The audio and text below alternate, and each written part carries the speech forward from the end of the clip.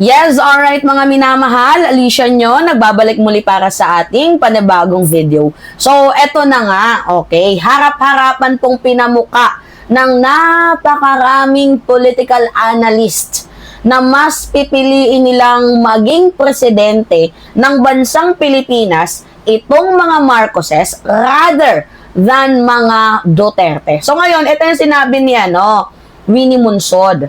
Sabi niya, mas mainam na Marcos ang presidente kesa sa mga Duterte. So, bakit kaya mga minamahal na mas pinipili nila si PBBM rather than Duterte? Kasi kung ako yung tatanungin, unang-una, si President Bongbong Marcos, meron pong isang malinaw na governance. Yung style po ni PBBM is rule-based, 'di ba? May due process. Walang family immunity. Kaibigan, kamag-anak, kapatid, walang immunity. At higit sa lahat mga minamahal, walang takot mag-sample. Kahit kapartido man yan or kaalyado. At sa kabilang banda, mga minamahal, kung titingnan natin, bakit hindi gusto ng mga analysts itong mga Duterte? So, dito papasok lahat ng facts na sasabihin ko. Unang-una dyan, ano yung reason? Ano yung reason? Yan, tama, may nag-comment. AJK or extrajudicial killings. Yung war on drugs ni former President Duterte. Ito po ay isa sa pinakaayaw ng mga international community, human rights group at mga political analyst. Bakit? Kasi libo-libo po ang nategi ng walang due process. At malinaw na ang iba doon ay case build-up. Walang long-term na rehabilitation program na tulad ngayon na ginagawa ni President Bongbong Marcos. Ang sabi nga ng mga analysts, a policy without accountability creates impunity. 'Di ba? Kaya hindi nila gusto itong si former President Duterte. Kasi yung kay Digong, fear-based, pero wala namang accountability. O, pangalawa, bukod sa AJK, ano? Sige nga, i-comment ninyo. Ay, tama. Widespread of corruption. Oo. Kasi unang-una, sa sobrang dami mga anomalya sa panahon ni Duterte, halos hindi na nga natin maalala eh. O, sige nga, i-comment ninyo yung mga anomalya. Panahon ng pandemonyo. Mali. Oo, yan, isa yan. Ano pa? DOH misuse budget. Ano pa mga minamahal? Yan, yung pinakasikat ngayon, DPWH flood control, questionable projects. Diba? Ano pa? Yan, intelligence misuse of funds. Ano pa mga minamahal? Yan, yung CLTG Builders, na nakaling kay Bongo, 'di ba? Na kaibigan at malapit na alalay ni Digong. So, sabi nga ng ibang mga analyst, the Duterte network became too large, too unregulated, and too untouchable. Kasi kahit mga alalay, abay feeling high na din. Feeling mataas. Kasi, yung kanilang, kumbaga kanilang patron, yung kanilang amo, ay pinapabayaan sila sa kanilang mga ginagawa. Bukod sa AJK, bukod sa malawakang korupsyon, ano pa? Ano pa mga minamahal kung bakit ayaw ng mga analyst dito kay Digong nyo? Ano? Ay, mali. Yan! Political vendetta! Ay, pwede din yan, yung weaponization of power. Isa lang yan, yung wini-weaponize nila yung kapangyarihan at yung political vendetta. Imagine, sa political vendetta, ano yung pasok dyan? Yung pag-withdraw sa ICC. Yan po yung isa sa pinaka-kinagagalitan ng mga minamahal ng mga political analyst. Tapos ano pa? Media harassment.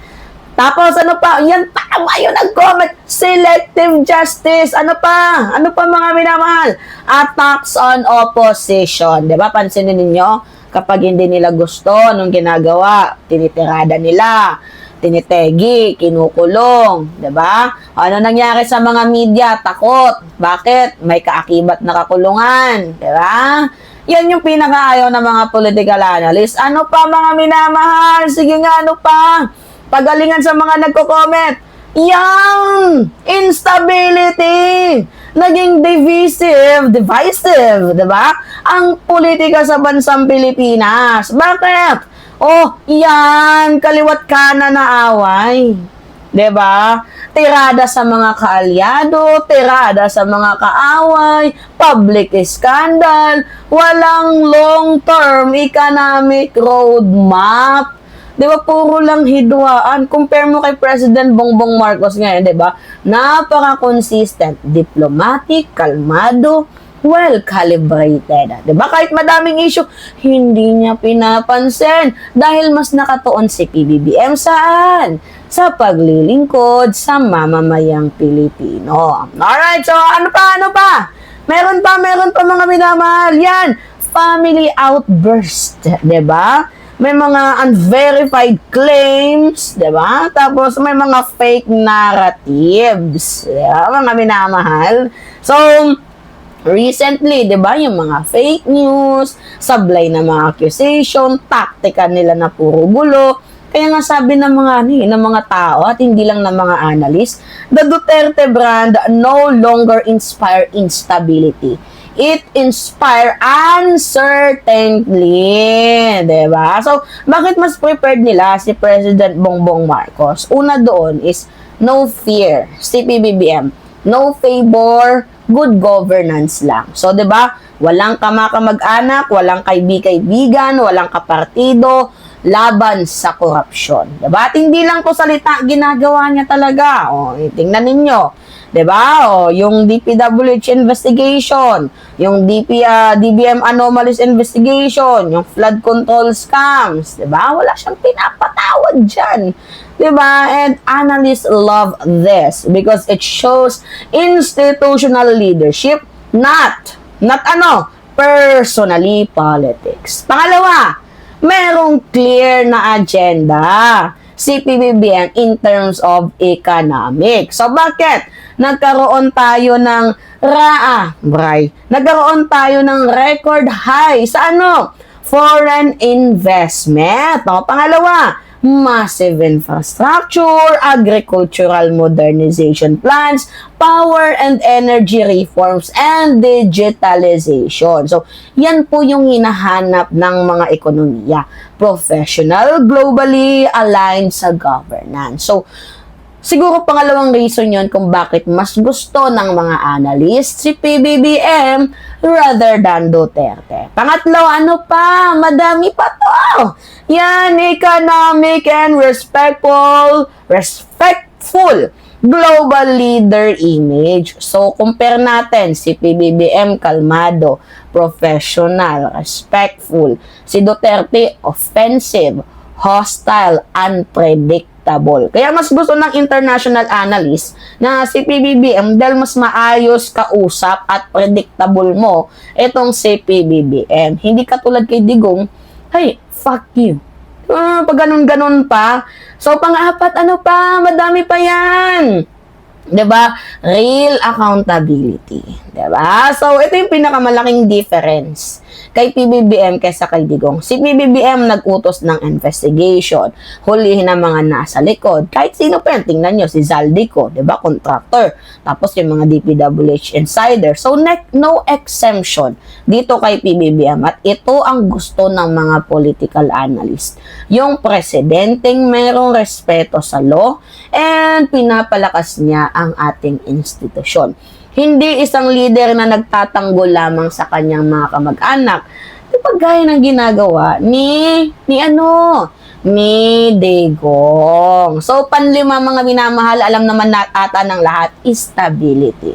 So, in politics, stability means everything. So, kapag kay PBBM, mapapansin ninyo, predictable governance, calm leadership, may long-term plan, investor confidence, international trust. Duterte naman, puro chaos, controversy, division, personal vendettas, unpredictability. Diba? So, ito yung final kong comparison between PBBM and Duterte. If you want a strong institution, choose Marcos. If you want drama, choose Duterte. If you want stability, choose Marcos. If you want conflict, choose Duterte. If you want due process, choose Marcos. If you want shortcuts, choose Duterte. So, hindi ito personality preference, mga minamahal. Ang pinagbabasihan natin dito is yung governance style ang pinag-uusapan. So, again, mga minamahal, political analyst, much prepared PBBM, not because he is perfect, but because he is institutionally stable, predictable, and accountable. Kaya ayaw naman nila dito sa mga Duterte because of the historical abuses, corruptions issue, instability, and yung kanilang leadership style na puno ng gulo at pananakot. Kaya, comment nyo lang mga minamahal kung bakit mas gusto ninyo si PBBM rather than mga Duterte. Alright, sige, pengi lang ako ng comments, likes, and share. And also, don't forget to click the subscribe mga minamahal and always hit notification bell para lagi kayong na-update sa mga video na ina-upload natin. Maraming salamat at ingat mga kababayan!